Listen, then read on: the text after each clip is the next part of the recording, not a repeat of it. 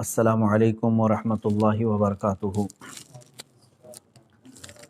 الحمدللہ وکفا وسلام علی حبیبہ المصطفیٰ، اما بعد فاعوذ باللہ من الشیطان الرجیم، بسم اللہ الرحمن الرحیم۔ یا ایہا الذین آمنوا قوا انفسکم واہلیکم نارا وقودها الناس والحجارہ علیہا ملائکۃ غلاظ شداد لا یعصون اللہ ما امرہم ویفعلون ما یؤمرون، صدق اللہ مولانا العظیم۔ بارگاہ رسالت مآب صلی اللہ تعالی علیہ وسلم میں درود پاک کا ہدیہ پیش کریں۔ اللہم صلی علی سیدنا و مولانا محمد معدن الجود والکرم وآلہ واصحابہ الکرام وابنہ الکریم وبارک وسلم صلاۃ دائمۃ سرمدا ابدا۔ رمضان المبارک کا آخری عشرہ چل رہا ہے اور تقریباً سارے لوگوں کو یہ معلوم ہے کہ رمضان المبارک کے 3 حصے مشہور ہیں، یعنی پہلے 10 دن اس کو عشرہ اولیٰ کہتے ہیں، اور بیچ والے جو 10 دن ہیں وہ عشرہ وسطیٰ ہیں یا عشرہ ثانیہ ہیں، اور آخری والا جو عشرہ ہے وہ عشرہ اخیرہ ہے۔ عشرہ کہتے ہیں 10 کو۔ تو پہلے والے 10 روز جو رمضان کے ہیں ان کے متعلق یہ بات مشہور ہے کہ وہ رحمت کے لیے خاص ہیں۔ دوسرے والے جو 10 دن ہیں رمضان المبارک کے، وہ اللہ تبارک و تعالیٰ کی اس میں مغفرت عام ہوگی، یہ بندوں کے لیے یہ 10 دن مغفرت کے لیے خاص ہیں۔ اور آخری والے جو 10 دن ہیں رمضان المبارک کے، وہ ہیں جہنم سے آزادی کے لیے۔ جہنم سے آزادی کے لیے ہی یہ عشرہ مخصوص کیا گیا ہے، اور یہ حدیث پاک سے ثابت ہے۔ یہ تینوں عشرے جو میں بیان کر رہا ہوں، حضور پاک صلی اللہ تعالیٰ علیہ وسلم نے خود ارشاد فرمایا، رمضان تم پر ایک ایسا مہینہ آ رہا ہے جس کا پہلا 10 والا جو حصہ ہے وہ رحمت سے بھرا ہے، دوسرا والا حصہ مغفرت کا ہے، تیسرا والا حصہ جہنم سے آزادی کا ہے۔ تو آج ہم لوگ آخری عشرے میں آ چکے ہیں، اور یوں ہی دیکھتے دیکھتے اب رمضان ہمارے سامنے سے گزر جائے گا، اور اس کی راتیں اور اس کے صبح میں نہیں جانتا سارے لوگ کس انداز سے گزار رہے ہیں۔ لاک ڈاؤن کی وجہ سے اور یہ کورونا کی بیماری کے جو کثرت اور پھیلاؤ کو دیکھتے ہوئے لوگ اپنے اپنے گھروں میں مقید تو ہیں، لیکن میرے عزیزو، مسجدیں بند ہیں تو اس کا مطلب یہ نہیں ہے کہ تمہارے لیے عبادت کا حکم بھی ختم ہو گیا ہو۔ اللہ تبارک و تعالی حی اور قیوم ہے، جو ہمیشہ سے اور ہمیشہ رہے گا، اور آپ چاہے گھر میں ہوں چاہے جہاں پر بھی ہوں، مسلمان کی جو ڈیوٹی ہے وہ اس کو نبھانا ہوگا۔ بعض لوگ ہو سکتا ہے یہ سوچ رہے ہیں مسجد ہی بند ہے تو اب نماز بھی نہیں ہوگی۔ ایسا نہیں ہے، نماز تمہارے لیے مسجد کی وجہ سے فرض نہیں ہے، تمہارے مسلمان ہونے کی وجہ سے فرض ہے۔ بہرحال یہ جو آخری عشرہ ہے رمضان المبارک کا، اس میں کثرت سے بندوں کو کیا کرنا چاہیے؟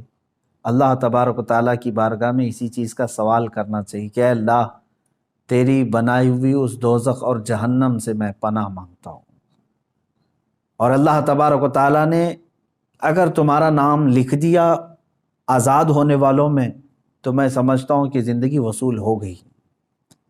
اس سے بڑی کوئی چیز نہیں جو اس ماہ میں اور اس ہفتے میں یا اس اخیر عشرے میں جو دی جا رہی ہو۔ جہنم ہے کیا چیز میں آپ کو بتاؤں، اسی پر میں آج تھوڑی سی گفتگو کرتا ہوں۔ ہلکے میں لے لیتے ہیں بہت سارے لوگ، جہنم کا نام آئے، دوزخ کا نام آئے، کیونکہ جب ذکر کثرت سے ہوتا رہتا ہے تو بعض لوگ اس کو یوں سمجھتے ہیں کہ یہ یوں ہی بیان کرنے والی چیز ہے۔ ایسا نہیں ہے میرے عزیزو۔ قرآن پاک میں اللہ رب العزت نے کثرت سے اگر کسی چیز سے ڈرایا ہے تو وہ جہنم سے ڈرایا ہے، دوزخ کے عذابات سے ہی ڈرایا ہے، اور ڈرنے والے ڈر گئے، اور جو بے خوف ہو کر کے جیتے ہیں ان کے لیے تو کوئی بات ہی نہیں ہے، یعنی جہنم کا بھی خوف نہیں، اللہ کا بھی خوف نہیں۔ تو ایسے بے ایمان ہو جاتے ہیں لوگ تو پھر ان کو کوئی ڈر نہیں ہوتا، لیکن ایمان جس کا ہے وہ جہنم کا نام سنتے ہی ڈرنے لگ جاتا ہے۔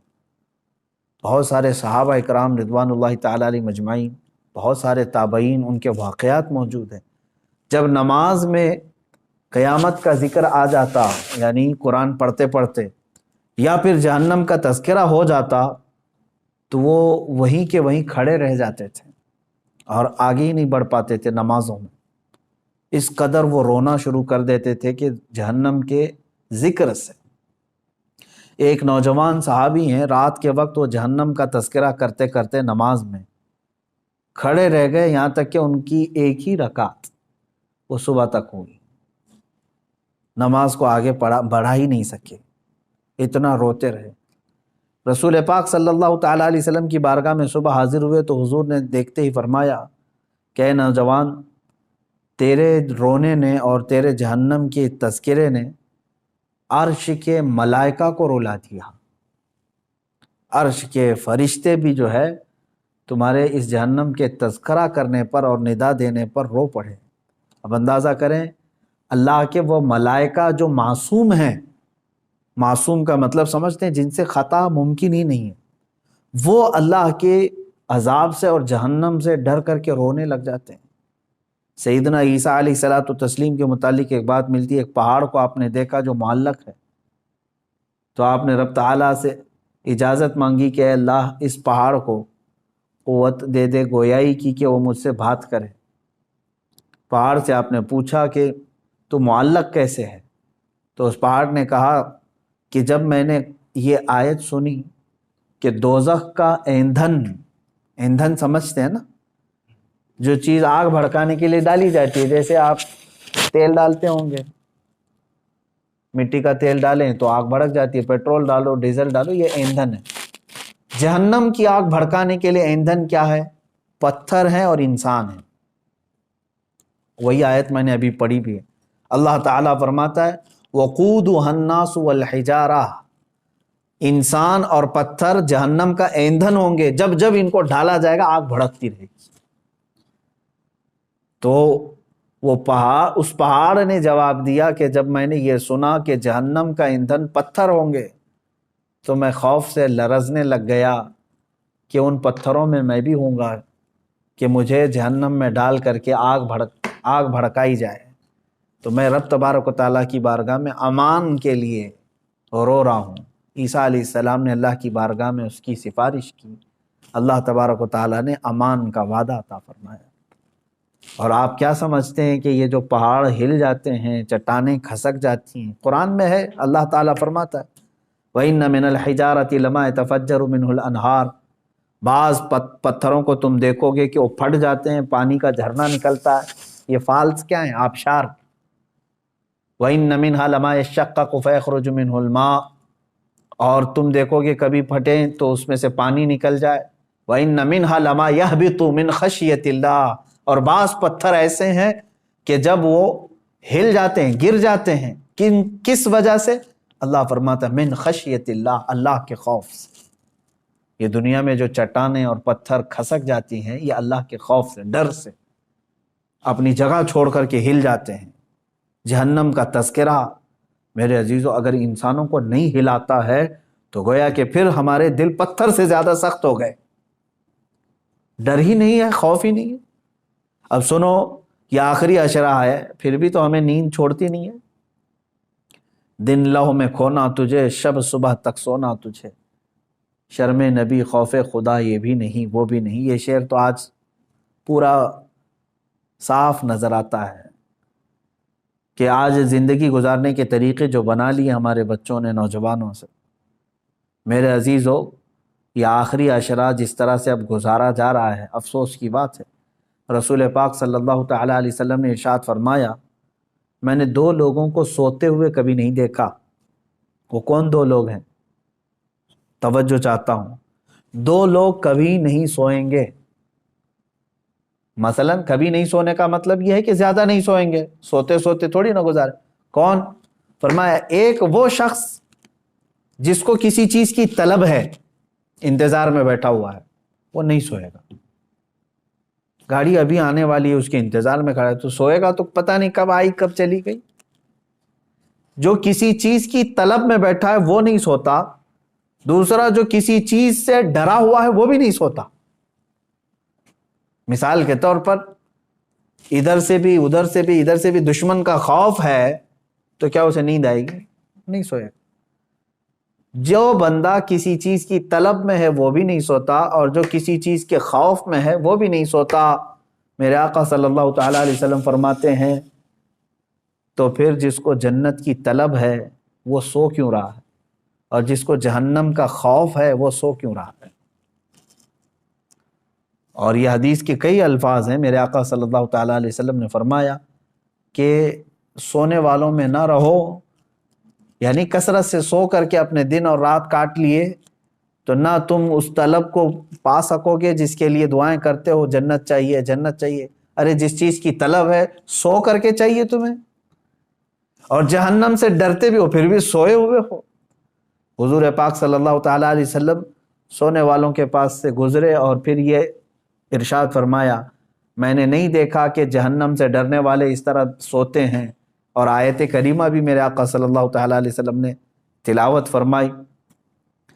اللہ تبارک و تعالیٰ نے فرمایا، وَكَم مِّن قَرْيَةٍ أَهْلَكْنَاهَا فَجَاءَهَا بَأْسُنَا بَيَاتًا، وہ یہ جو ہے آیت تلاوت فرمائی کہ بہت سارے قریے دیہات ایسے ہیں جن کو اللہ تعالیٰ نے ہلاک فرما دیا، وَهُمْ نَائِمُونَ، اور جبکہ وہ سو رہے تھے، سونے والے غفلت میں۔ حضور پاک صلی اللہ تعالیٰ علیہ وسلم نے یہ تلاوت فرمائی۔ اس کا مطلب یہ میرے عزیزوں، میں خلاصہ یہ بتانا چاہتا ہوں کہ یہ آخری عشرہ ہمارا سونے کا نہیں ہے۔ اندازہ کرو کہ کل اگر تمہاری موت آنے والی ہے تو کیا آج کی رات سو کے گزارو گے؟ کل اگر تمہیں پتہ چل جائے کہ تمہارا جنازہ اٹھایا جانے والا ہے تو کیسے آج کی رات گزرے گی آپ؟ ہونا یہ چاہیے کہ یہ آخری عشرہ جو اللہ تعالیٰ نے دیا ہے صحت و سلامتی کے ساتھ تمہیں دیا ہے۔ کون سی مصیبت ہے تمہارے پاس آج؟ اور آج تو حالات ایسے ڈرائے ہوئے آپ دیکھ بھی رہے، اتنی موتیں عام ہو گئی ہیں اس بیماری کے نام سے۔ آپ دیکھیں ہندوستان میں ہی روزانہ کی 3,500 سے 4,000 موتیں ہو رہی ہیں صرف یہ کورونا کے نام سے، جو گیا ایک دن میں 2 دن میں ہٹے کٹے صحت مند لوگ جا رہے ہیں، ایک ایک گھر سے کئی لاشیں جا رہی ہیں۔ تو کیا یہ آپ سب کو دہلا نہیں دیتی چیزیں کہ موت برحق ہے اور آج یا کل آنی ہے؟ اور آج موت نے یہ بتا دیا ہے ہندوستان کے ماحول میں بھی کہ بوڑھا ہونا ضروری نہیں موت کے لیے، وہ تو بچوں کو بھی لے جاتی ہے، جوانوں کو بھی لے جاتی ہے، بوڑھا ہونا ضروری نہیں ہے۔ بعض لوگ اگر یہ سوچ کر کے بیٹھتے ہیں ابھی عمر ہی کیا ہے میری، مرنے کی عمر تھوڑی نہ ہے۔ میرے عزیز، مرنے کی کوئی عمر ہی نہیں ہوتی۔ اب ہمارے پاس وقت کی کمی بہت ہے، اور جہنم سے بچنے کے لیے ہم نے کیا کیا؟ مجھے ایک بات بہت اچھی لگتی ہے شیخ سعدی رحمۃ اللہ تعالیٰ علیہ کی، توجہ چاہتا ہوں، فرماتے ہیں جو امپاسبل ہے، جو ناممکن ہے، وہ ایک چیز ہے، میں بتاتا ہوں، آپ گیس کریں۔ دنیا میں ایک چیز ایسی امپاسبل ہے جس کو سب مانیں گے، مسلمان ہی کیا، ہندو بھی، عیسائی بھی، یہودی بھی، سب مانیں گے، وہ امپاسبل، سب اس کو کہیں گے۔ کون سا امپاسبل؟ موت سے بچنا۔ کوئی کہے گا پاسبل ہے؟ موت سے کوئی بچ سکتا ہے؟ آج بچے گا، کل بچے گا، پرسوں، کوئی تو ایک لیمٹ آئے گی اس کی، جب تو مرے گا، موت آنا ہے۔ لیکن میں آپ کو بتا رہا ہوں، توجہ چاہتا ہوں، ایک امپاسبل چیز ہے، موت سے بچنا ممکن نہیں، محال ہے، محال ہے نا۔ اب دوسری چیز میں آپ سے سوال کرتا ہوں، مسلمان ہونے کے ناطے آپ یہ مجھے بتائیں، جہنم سے بچنا، دوزخ سے بچنا ممکن ہے کہ ناممکن ہے؟ ناممکن تو نہیں۔ جہنم سے کیونکہ اللہ تعالیٰ نے ہمیں بتایا ہے کہ تم اگر برے کام نہیں کرو گے تو جہنم میں تھوڑی نہ جانا ہے۔ تو یہاں کچھ پریکاشن سے، کچھ احتیاط سے جہنم سے بچا جا سکتا ہے کہ نہیں؟ اب دیکھو ہماری یہاں پر الٹ پھیر کیسے ہے زندگی میں، جو امپاسبل ہے موت سے بچنا، اس کے لیے ہم دوڑ بھاگ بہت کرتے ہیں، کوشش بہت کرتے ہیں کہ کسی طرح بچ جائے، یہ دوائیاں کرانا، ساری چیزیں تو اسی لیے تو ہے نا، موت سے بچنے کے لیے۔ موت سے بچنا ناممکن ہے، پھر بھی بچنے کی انسان بہت کوشش کرتا ہے، جبکہ جہنم سے بچنا ممکن ہے، پاسبل ہے، اس سے بچنے کی ایک کوشش بھی کیوں نہیں کرتا؟ وہاں پر کوشش ہونی چاہیے۔ اب میں اگر آپ کو سنا دوں چند آیتیں، اس کے بعد سوائے دعا کے ہمارے پاس کوئی ہاتھ ہی نہیں ہے۔ قرآن کی چند آیتیں میں آپ کے سامنے رکھتا ہوں، مفہوم آیتوں کا رکھتا ہوں جلدی میں، کہ جہنم کا ایک خاکہ میں آپ کو بتا دوں کہ ہے کیا یہ چیز جہنم. پہلے قرآن کی آیتیں اگر آپ سن لیں کہ قرآن پاک میں اس کو اللہ تعالیٰ نے کس طرح سے بیان کیا ہے. بہت ساری جگہ آپ آیتیں بھی پڑھتے ہیں، سورتیں جو آپ کو یاد ہوں گی ان سورتوں میں بھی کئی جگہ جہنم کا ذکر آیا ہے. وَيْلٌ لِّكُلِّ ہُمَزَةٍ، یہ جو سورہ ہے اس میں پورا جہنم کا تذکرہ ہے. آپ دیکھیں جہنم کی آگ کا تذکرہ، یہ ساری چیزیں آئی ہیں. اب قرآن پاک میں اللہ تبارک و تعالیٰ نے جو فرمایا اس میں سورہ یونس کی ایک آیت جس کا مفہوم میں بتا رہا ہوں، جہنم کو دیکھتے ہی کافروں کے چہرے کالے سیاہ ہو جائیں. کأنما اغشیت وجوہہم قطعا من اللیل مظلما. دیکھتے ہی جہنم کو، جب جہنم کو لایا جا رہا ہوگا تو چہرے جو ہے بالکل کالے پڑ جائیں گے، سیاہ پڑ جائیں گے. اچھا جہنم کوئی ایک کنویں کا نام نہیں ہے. جہنم کتنی بڑی ہے یہ میں اگر آپ کو بتا دوں تو اندازہ کریں. جہنم میں جس کو ڈالا جا رہا ہے نا، جو جہنمی، اس کے ایک کندھے سے دوسرے کندھے تک جو چوڑائی ہے وہ ایک تیز گھوڑا 40 دن دوڑے تب طے ہوگی. جہنمی، ایک جہنمی، جہنم کی بات نہیں کر رہا ہوں، جس انسان کو ڈالا جا رہا ہے دوزخ میں اس کو اتنی بڑی شکل بنا کر کے ڈالا جائے گا. اب آپ اندازہ کریں ایک جہنمی جب اتنا بڑا اس میں گر رہا ہے تو جو لاکھوں کروڑوں کی تعداد میں جو جہنم میں گر رہے ہوں گے تو پھر جہنم کتنی بڑی ہوگی. اس سے اندازہ کر سکتے ہیں آپ. اس کے طبقات ہیں، وادیاں ہیں، عذابات ہیں، کیسے کیسے عذابات ہیں، ان کے ذکر بھی قرآن پاک کے حوالے سے آئے ہیں. رسول پاک صلی اللہ تعالیٰ علیہ وسلم کی حدیثوں سے بھی یہ جو ملتا ہے. اب یہ دیکھیں، سنیں، جہنم کے ایک احاطے کی 2 دیواروں کے درمیان، صرف ایک سائیڈ کی بات کر رہا ہوں، پورے جہنم کی نہیں، ایک احاطے کی 2 دیواروں کے درمیان 40 سال کی مسافت لگے گی. اگر طے کرنا چاہے کوئی تیز رفتار سواری تو وہ 40 سال کی مسافت صرف اس کا ایک کارنر ہے جہنم کی. اور یہ بھی حدیث پاک میں ملا ہے کہ حضور پاک صلی اللہ تعالیٰ علیہ وسلم تشریف فرماتے، صحابہ بیٹھے تھے، ایک اچانک دھماکے دار آواز آئی. صحابہ نے پوچھا، رسول پاک صلی اللہ تعالیٰ علیہ وسلم نے ارشاد فرمایا آج سے 70 سال پہلے ایک پتھر جہنم کے منہ سے گرایا گیا تھا، وہ اب جا کر کے اس کے نیچے لگا ہے، تہ میں جا کر پہنچا ہے. تو اگر اس کی گہرائی اتنی ہے، 70 سال لگ جاتے ہیں ایک پتھر کو گرتے تو وہ کس قدر بڑی ہوگی جہنم. جب جہنم کو لایا جا رہا ہوگا، اس کو زنجیریں پہنا کر کے، کڑیاں ڈال کر کے فرشتے لا رہے ہوں. کتنے فرشتے لا رہے ہوں گے جانتے ہیں آپ؟ صرف جہنم کو لانے والے جو فرشتے ہیں وہ سب سے بڑے طاقتور فرشتے. جہنم کو کھینچ کر کے میدان محشر میں جب لایا جا رہا ہے، توجہ چاہے، جب وہ فرشتے لا رہے ہوں گے تو کل تعداد جو بتائی گئی ہے بعض روایت میں 490 کروڑ فرشتے صرف اس کو تھامے ہوں گے، جس میں سے ایک فرشتے کی طاقت اتنی ہے، اللہ اکبر، کہ وہ دنیا کے سارے پہاڑوں کو اٹھا سکتا ہے. 490 کروڑ فرشتے جہنم کو کھینچ کر لا رہے ہوں گے. اب اور دیکھیں آپ، میں بتاتا ہوں، اس کو جو زنجیریں پہنائی گئی ہوں گی، ہر زنجیر کو 70,000 فرشتے پکڑے ہوں گے. ہر زنجیر کو اس طرح کی 70,000 زنجیریں اسے لگی ہیں، فرشتے اسے کھینچ کر کے لا رہے ہیں.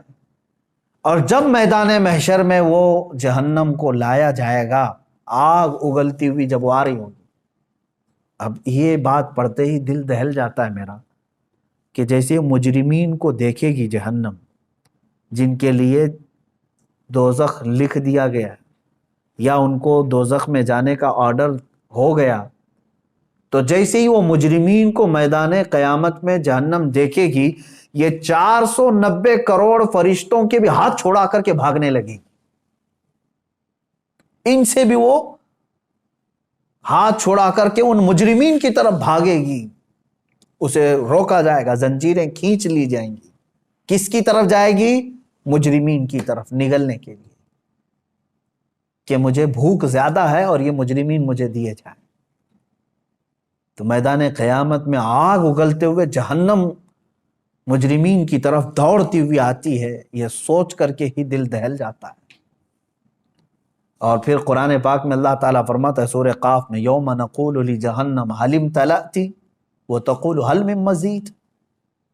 وہاں کافروں کو مشرکوں کو ڈالا جا رہا ہے دوزخ میں. کس طرح سے ڈالا جاتا ہے وہ بھی دیکھیں. قرآن میں ہے اللہ فرماتا ہے وَإِذَا أُلْقُوا مِنْهَا مَكَانًا ضَيِّقًا مُقَرَّنِينَ دَعَوْا هُنَالِكَ ثُبُورًا. جب ڈالا جاتا ہے تو ایسی تنگ و تاریک جگہ سے ڈالا جاتا ہے. ظاہر سی بات ہے وہ داخل کیے جانے کی جگہ تاریک ہوگی. تاریک کا مطلب ایک تو اندھیری اور ایک تنگ. جیسے تلوار کی انی کو کسی جگہ پھنسایا جاتا ہے, کہا جاتا ہے کہ جہنمی کو اس طرح سے گھساتے ہوئے ڈھکیلا جائے گا وہ چھوٹی سی جگہ سے جہنم میں جب اسے گرایا جائے گا. اور کافروں کو ایک تنگ اور تاریک جگہ پر ایسے ڈالا جائے گا کہ وہ ایک دوسرے کو چپک رہے ہوں گے جہنم کے اندر, اور بھرا جا رہا ہوگا انہی جہنم کے جہنمیوں سے. اب اللہ تعالیٰ فرماتا ہے پھر جہنم کو اللہ تعالیٰ پوچھے گا حل امتلأت, کیا تو بھر گئی, سیراب ہو گئی, تیرا پیٹ بھر گیا. وہ تقول حل من مزید, تو جہنم پھر یہ کہے گی کہ اے مولا اور کچھ زیادہ ہو تو دے دے, اور کچھ مجرمین ہو تو دے دے. وہاں پر مجرمین چھاٹے جا رہے ہوں گے, دوزخ میں گرائے جا رہے ہوں گے. میرے عزیزو, جہنم کا تذکرہ یہ عام بات نہیں ہے. اور یہ دیکھیں حضور پاک صلی اللہ تعالیٰ علیہ وسلم ارشاد فرماتے ہیں کہ جہنمی اس قدر آنسو بہائیں گے وہاں پر دوزخ میں, روئیں گے, اتنا روئیں گے کہ ان کے آنسوؤں میں کشتیاں چلائی جا سکتی ہیں, اتنا رو رہے ہوں گے وہاں پر. اور جہنم میں جب ڈال دیا جائے گا تو وہ پھنکارے ماریں گے, اس طرح شور ہوگا دوزخ میں, اتنا شور ہوگا کہ ایک دوسرے کی آواز کسی کو نہیں سنائی دے رہی ہوگی.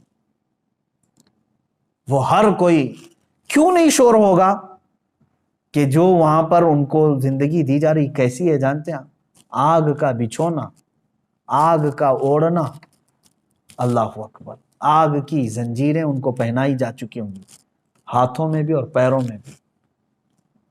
اور وہاں کا ایک سانپ اونٹ کے برابر اور بچھو خچر اور گھوڑے کے برابر کے, اگر وہ ڈنک مارے تو روایت میں ملتا ہے کہ 40 سال تک اس کا درد محسوس کرے گا وہ. اور جو اس کی چمڑی ہے جہنمی کی, وہ چھوٹی موٹی نہیں ہے, 42 ہاتھ کے برابر کی موٹی چمڑی ہوگی. ایک جہنمی کے جسم پر جو چمڑی ہوگی اس کو جلایا جا رہا ہوگا, اتنا بڑا اس کو بنا کر کے عذاب چکھایا جائے گا. اور قرآن پاک میں اللہ تعالیٰ نے فرمایا فَذُوقُوا بِمَا كُنْتُمْ تَكْفُرُونَ, چکھو اب عذاب جو تم کفر کرتے تھے دنیا میں, بہت کفر کرتے تھے, انکار کرتے تھے, آج چکھو. اللہ تبارک و تعالیٰ کے فرشتے جب جہنمیوں کو لا رہے ہوں گے, کس طرح سے کہا گیا منہ کے بل لائے رہیں گے. بعض کو ان کا منہ دونوں گھٹنوں کے بیچ میں پھنسا کر کے اور وہاں سے ان کی گردن پکڑ کر کے کھینچتے ہوئے دوزخ کی طرف لا رہے ہوں گے, اور بعض کو ان کے پیٹ کی انتڑیاں پیچھے کے مقام سے باہر نکالی جائیں گی اور اس طرح سے انہیں کھینچ کر دوزخ میں ڈالا جائے گا. آپ یہ مت سمجھنا کہ جہنم ہمارے لیے نہیں ہے, کافروں کے لیے, کافروں کے لیے ہمیشہ ہمیش کے لیے. لیکن مسلمان بھی اگر گناہ کرتا ہے تو اپنے گناہوں کی سزا بھگتنے کے لیے اسے دوزخ میں جانا ہوگا, دوزخ میں جانا ہوگا. اور قرآن پاک میں اللہ تعالیٰ فرماتا ہے کلما نضجت جلودہم بدلناہم جلودا غیرہا لیذوقوا العذاب, جب جب تمہاری چمڑی پک جائے گی آگ کی گرمی کی وجہ سے, ہم وہ چمڑی بدل دیں گے, پھر نئی چمڑی لگائیں گے. بدلناہم جلودا غیرہا, یہ 42 ہاتھ موٹی چمڑی جب جل جاتی ہے اللہ تعالیٰ فرماتا ہے پھر وہ بدل کر کے دوبارہ لگائی جائے گی. حضرت کعب احبار رضی اللہ تعالیٰ عنہ تابعی ہیں, فرماتے ہیں ان سے پوچھا گیا کہ حضور یہ کتنے ٹائم پہ بدلی جائے گی, توجہ چاہتا ہوں, روزانہ نئی چمڑی بدلی جائے گی, روزانہ یا مہینے میں؟ حضرت کعب احبار فرماتے ہیں نہیں, 1 گھنٹے میں 70 بار بدلی جائے گی. 1 گھنٹے میں 70 بار وہ چمڑی بدلی جائے گی جہنمی۔ اب وہ جو چیخ و پکار کر رہے ہوں گے تو بھوک کی وجہ سے اور پیاس کی وجہ سے۔ جہنم کا کھانا اور پانی بھی تو سن لو، اس کا بھی ذکر قرآن پاک میں آیا ہے، شجرۃ الزقوم۔ قرآن پاک میں اللہ تعالیٰ نے فرمایا تھوہڑ کا ایک درخت، بہت ہی کانٹے دار پھل، ایک جہنم کا ایک درخت ہے، اس کا پھل دیا جائے گا۔ کہا گیا اس پھل کا ایک دانہ اگر دنیا میں گرا دیا جائے تو سارے جانور اور انسان مر جائیں اس کی کڑواہٹ سے۔ وہ ایک پھل کا، اس کی کڑواہٹ، اور وہ جو پھل دیا جائے گا جہنمی کو کھانے کے لیے، بھوک کی شدت کی وجہ سے وہ کھائے گا، لیکن جیسے ہی وہ پھل کھائے گا اس کے کانٹے اس کے حلق میں اٹک جائیں گے اور باہر نکل چکے ہوں گے، نہیں اندر جائیں گے۔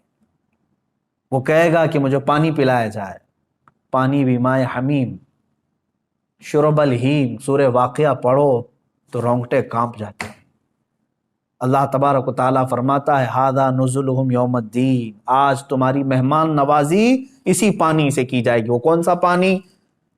اللہ اکبر، حدیث پاک میں ہے، فرمایا گیا مجرمین کے سڑے ہوئے جسموں سے جو پیپ نکلے گا، خون نکلے گا، اس کو پکایا جائے گا، کھولایا جائے گا، اور وہ پانی اس قدر تیز گرم ہوگا کہ جب جہنمی کو دیا جائے گا پیالے میں تو وہ اس کی تیز گرماہٹ سے اس کا جبڑا زمین پر گر چکا ہوگا، نیچے کا ہونٹ لٹک رہا ہوگا۔ اس کو کیا کرنا ہے؟ اس کو پینا ہے اور اپنے تھوڑدار درخت کے پھل کو اندر داخل کرنا ہے۔ تو اسی گرم پانی کو جب اندر ڈالے گا تو اس کی انتڑیاں گل چکی ہوں گی، لیکن کوئی مسئلہ نہیں۔ آپ سوچتے ہوں گے ارے اتنا سخت عذاب، آگ کا بچھونا، آگ کا اوڑھنا، درخت ایسے، پھل ایسے، بچھو ایسے، سانپ ایسے، تو پھر مرتا کیوں نہیں؟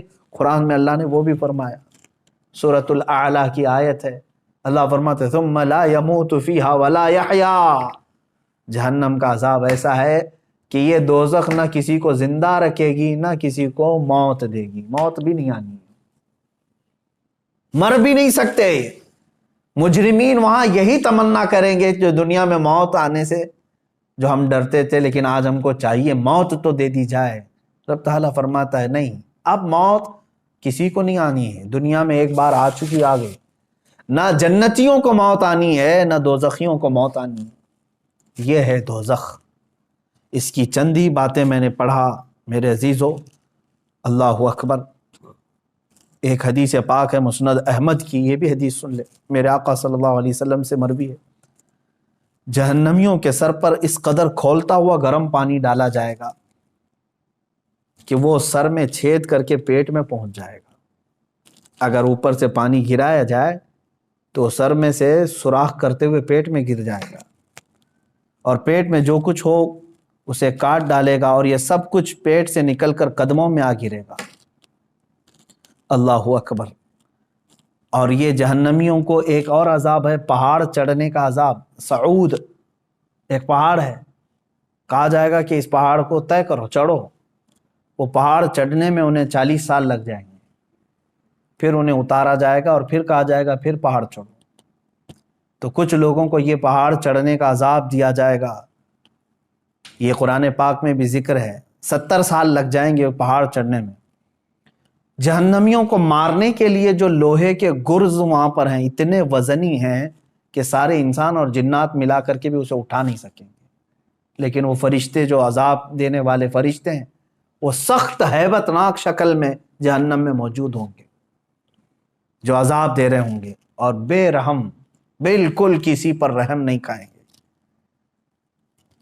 حدیث پاک میں یہ بھی ہے جہنم کے دروازے پر عذاب دینے والے 4 لاکھ فرشتے موجود ہوں گے، جن کے چہرے بڑے ہیبت ناک اور سیاہ، اس قدر وہ جسیم کے دونوں کندھوں کے درمیان پرندے کی 2 ماہ کی مسافت کا فاصلہ ہوگا، اتنے بڑے بڑے فرشتے وہاں پر موجود ہوں گے۔ یہ چند تذکرے میں نے احادیث سے کیے، قرآن کی بہت ساری آیتیں ہیں۔ اللہ تبارک و تعالیٰ نے جو ارشاد فرمایا کافروں کے لیے جہنم کا عذاب، جہنم کی آگ جہنمیوں کے چہرے کا گوشت جلا ڈالے گی اور ان کے جبڑے باہر نکل آئیں گے۔ جہنم کی آگ لوگوں کو چکنا چور کرے گی، جہنم میں کافروں کا بند کر کے اوپر سے دروازے بند کر دیے جائیں گے، جہنم میں کافر شور مچائیں گے۔ یہ سب قرآن پاک کی آیتوں کا مفہوم میں نے بتایا۔ اب سنو، جہنم میں جانے والے دو طرح کے لوگ ہوں گے۔ ایک کفر کر کے جا رہے ہیں، کفر یا شرک کر کے جا رہے ہیں، یعنی خدا کا دنیا میں انکار کیا تھا، یا تو پھر ضروریات دین میں سے کسی کا انکار کیا تھا جس کی وجہ سے کافر ہو کر کے مرا۔ یہ جو جانے والوں کی کیٹیگری ہے، یہ ہمیشہ کے لیے جائیں گے دوزخ میں۔ 100 سال، لاکھ سال، کروڑ سال، نہیں پتہ، نان اینڈنگ۔ اس کے بعد انہیں وہاں سے نہیں نکالا جائے۔ دوسری جماعت وہ ہے جو مومن تو تھے، مسلمان تو تھے، لیکن گناہوں میں ملوث تھے، رب تبارک و تعالیٰ کی نافرمانیوں میں ملوث تھے، نمازیں چھوٹی ہوئی ہیں، زکوٰۃ دیے ہوئے نہیں ہیں، روزے نہیں رکھے ہیں، لوگوں کو خیرات نہیں کرتے تھے۔ سورہ مدثر کی آیت ہے، بہت سارے جو مسلمان جہنم میں جائیں گے ان سے پوچھا گیا عن المجرمین ما سلککم فی سقر یتساءلون عن المجرمین، آپس میں مجرمین پوچھتے ہیں تو کیوں آیا دوزخ میں؟ تو اکثر کا جواب کیا ہے؟ قالوا لم نک من المصلین۔ اکثر مسلمان جو دوزخ میں ہوں گے کہتے ہیں ہم نماز نہیں پڑھتے تھے۔ جن کی نمازیں باقی رہ گئی، یاد رکھ لینا دوزخ تمہارے انتظار میں ہے۔ روایات میں یہ بھی لکھا گیا ہے کہ بے نمازی کا نام جہنم کے دروازے پر لکھا جا چکا ہے۔ جو نماز ترک کر کے بیٹھا ہوا ہے، تم نے تھوڑی سی بستر کی نیند کے لیے یہ عشاء کی اتنی میٹھی نماز کو ترک کر دیا، اپنے رب کے حضور جھکنا تمہارے لیے بوجھل ہو گیا۔ تم ٹی وی کے سامنے، موبائل کے سامنے گھنٹوں بیٹھے رہ گئے، اپنے رب کے حضور 3 بار سبحان ربی الاعلیٰ کہنے کے لیے سر نہیں جھکا سکے۔ سر میں کیا ہو گیا تھا؟ بیماری آ گئی تھی، ہتھوڑا پڑ گیا تھا۔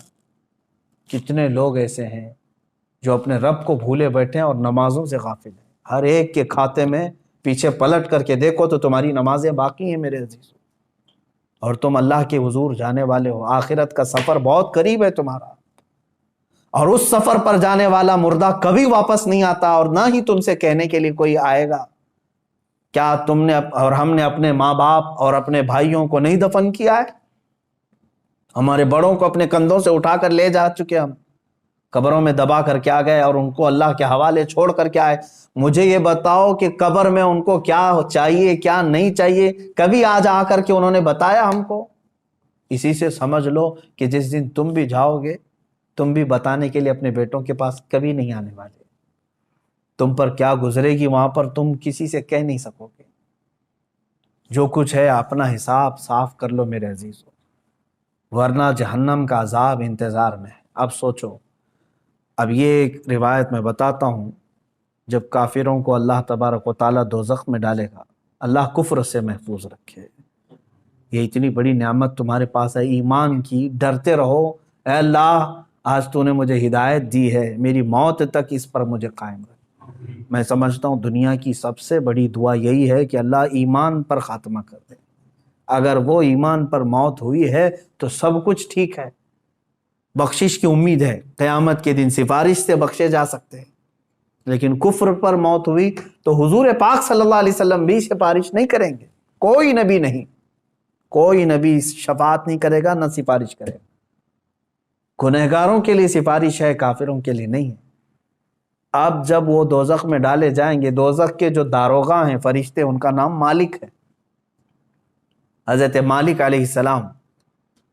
یہ فرشتے دوزخ کے داروغہ ہیں، دروازے پر ہوں گے، اور بہت سخت ترین ہیبت ناک شکل کے ساتھ جب لوگوں کو اندر ڈھالا جائے گا، وہ چیخ و پکار کریں گے بہت، یہاں تک کہ پکارتے پکارتے ان کے 1000 سال ہو چکے ہوں گے۔ کس کو پکاریں گے؟ حضرت مالک کو۔ کہتے ہیں کہ ہمارے رب سے ہماری بات کرا دو۔ 1000 سال کے بعد حضرت مالک پوچھتے ہیں کیا تم کیا کہنا چاہتے ہو جہنمی ہو؟ یہاں عذاب میں گرفتار یہ جہنمی 1000 سال تک پکارتے رہے، تب ان کا جواب دیتے ہیں تو سارے جہنمی کہتے ہیں بس ہمارے رب سے ہماری بات کرا دو، ایک بار اللہ سے ہماری بات کرا دو۔ فرشتہ تو کوئی رحم کرنے کو تیار ہی نہیں ہے، فرشتے کچھ نہیں ہیں، جتنا ان کو آرڈر دیا گیا ہے اتنا پورا کر کے رہیں گے۔ وہ اپنی جانب سے نہ کسی کو معاف کریں گے نہ کسی کو ہلکا کریں گے۔ تو حضرت مالک فرماتے ہیں اللہ رب العزت جلال میں ہے اور قہر میں ہے، میری بات کرنے کی جرات نہیں ہے۔ پھر 1000 سال تک وہ پکارتے رہیں گے۔ دوسرے 1000 سال کے بعد حضرت مالک پھر پوچھتے ہیں کیا چاہیے؟ تو کہتے ہیں کہ اپنے رب سے ہماری بات کرا دو، اللہ سے بات کرا دو۔ حضرت مالک کہتے ہیں میں رب تبارک و تعالیٰ کی بارگاہ میں گزارش کروں گا لیکن میری جرات نہیں ہے ابھی۔ پھر 1000 سال گزر گئے۔ 3000 سال کے بعد حضرت مالک رب تعالیٰ کے حضور عرض کرتے ہیں اے مولا، جن کو تو نے جہنم میں ٹھونس دیا ہے، داخل کر دیا ہے، وہ سب پچھلے 3000 سال سے چیخ رہے ہیں، پکار رہے ہیں، دوزخ کے سخت ترین عذابات میں گرفتار۔ اللہ تبارک و تعالیٰ فرماتا ہے وہ کیا چاہتے ہیں؟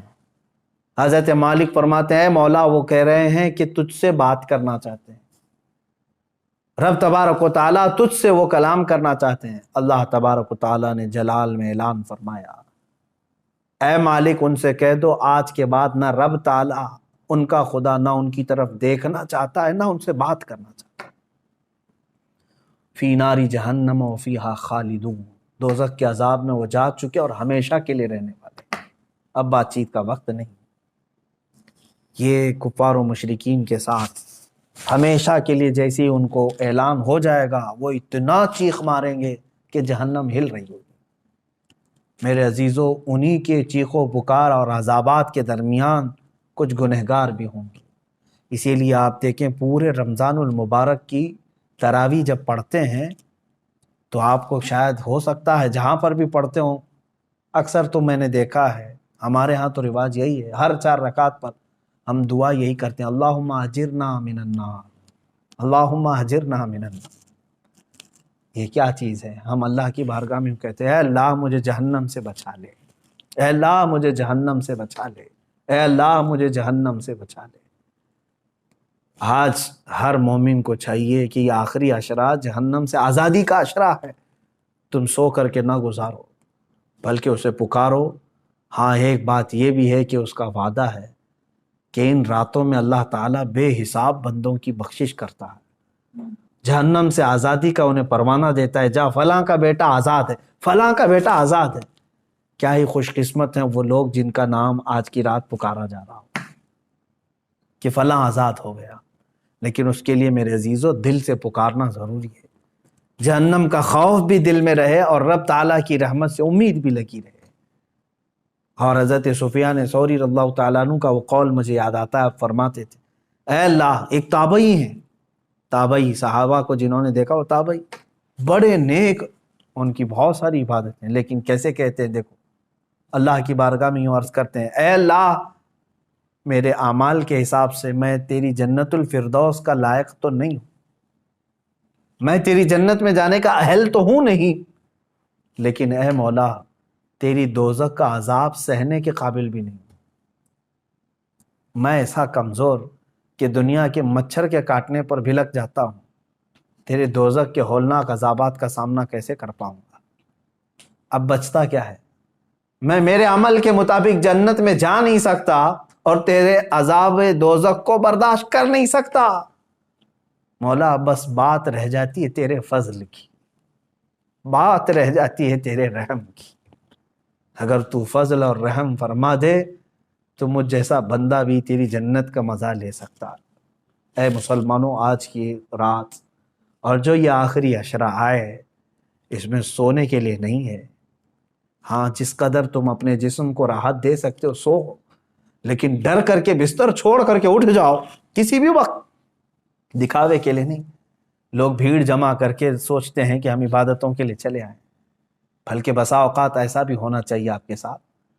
حضور صلی اللہ تعالیٰ علیہ وسلم نے اپنے رب تعالیٰ سے پوچھا کہ مولا تجھے تیرے بندوں میں سب سے زیادہ پسندیدہ بندے کون ہیں؟ اللہ تعالیٰ نے جو فرمایا وہ 3 قسم کے ہیں، اس میں سے میں ایک ذکر کرتا ہوں۔ فرماتے ہیں اللہ نے یہ فرمایا کہ جب دنیا سو رہی ہو تو میرا بندہ بستر چھوڑ کے میرے لیے کھڑا ہو گیا، اللہ فرماتا میں اس کی طرف بہت جلدی متوجہ ہوتا ہوں کہ اپنی راحت اپنا سکون چھوڑ کر کے بستر چھوڑ کر کے کھڑا ہو گیا، کون سی چیز اس کو رات میں کھڑا کر رہی ہے؟ صرف اسے اس کے رب کی محبت کھڑا کر رہی ہے اور اس کے عذاب کا ڈر اسے کھڑا کر رہا ہے۔ میں نے جو آیت کی تلاوت کی تھی شروع میں، اس کا مفہوم یہی ہے۔ اللہ فرماتا ہے، ایمان والو، یا ایھا الذین آمنوا قوا انفسکم، اپنے آپ کو بچاؤ، واہلیکم، اور اپنے گھر والوں کو بچاؤ۔ کس سے بچائیں؟ نارن وقودھا الناس والحجارہ، اس جہنم سے بچا لو اپنے آپ کو۔ اللہ فرما رہا ہے اس جہنم سے اپنے آپ کو اور اپنے گھر والوں کو بچا لو، جس کا ایندھن میں نے انسانوں کو اور پتھروں کو بنایا ہے۔ کہیں ایسا نہ ہو کہ میرے عزیز ہو ہم بھی اس دوزخ کا ایندھن بن جائیں۔ جب آگ ٹھنڈی پڑنے لگے تو انسانوں کو اس میں جھلسا دیا جائے گا، داخل کر دیا جائے گا، حتیٰ کہ جب پتھر روتے ہیں تو پھر ہمارے دل کیسے سخت ہیں کہ ہم اس ڈر سے کیوں نہیں روتے، اللہ کے عذاب سے۔ آپ مجھے بتا دیں، کسی کے پاس آج گارنٹی لیٹر ہے آپ کے پاس کہ تو دوزخ میں نہیں جا سکتا؟ مجھے بتا دو، کسی کے پاس یہ گارنٹی لیٹر موجود ہے کہ تو دوزخ میں نہیں جا سکتا؟